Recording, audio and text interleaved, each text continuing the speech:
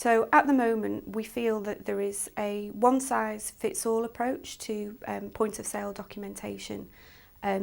Clients, regardless of their attitude to risk, their knowledge of financial products, are all presented with the same 100-page documents explaining the investments that they've taken. And we've been asked to look at this from a behavioural science point of view to see how this process could be improved.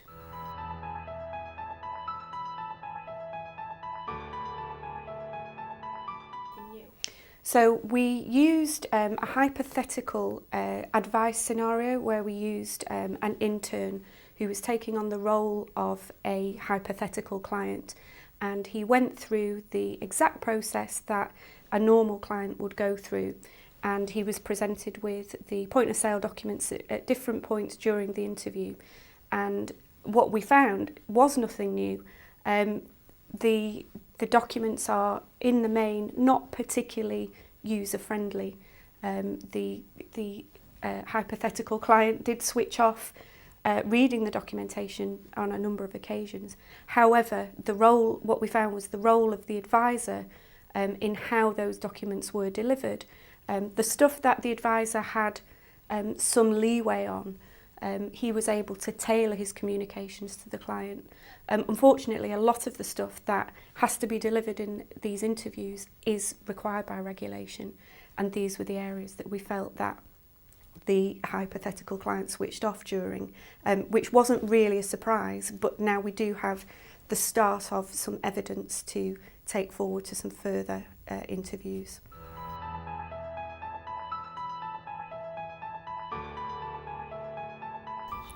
So one of the things, as I mentioned earlier, is this one-size-fits-all. Now, as part of a point-of-sale delivery process, a risk questionnaire is undertaken by clients. And what we've found in earlier research we've done is that there are some clients who will read the documentation really thoroughly. There are some clients who will skim read it. There are some clients who won't read it at all. And what we would like to see is almost a risk-based approach to, looking at, identifying which clients we think might read the documentation, which ones might not, and then an ability to tailor the documentation to the particular risk profile of the client, which is collected as part of the whole advice process. It's collected. It's then used to decide the investments. It's not really used for anything else, and we feel that it could be used to help tailor documentation.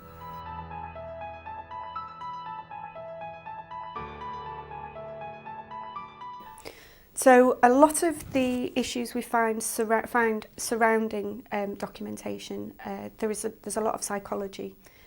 So sometimes people don't want to read documentation in front of their advisor. They feel like maybe it displays a lack of trust. People don't like to look foolish in front of their advisor. And so these psychological aspects are part of our research. We also look at the behavioural biases that people display. So clients will often hang on to the first piece of information that they've received, and we call this anchoring. And often advisors have said actually that they'll be delivering advice and the client will keep returning to something they said or showed them at the beginning of the meeting. And this is a classic sign, a cognitive bias that lots of people show in this kind of scenario.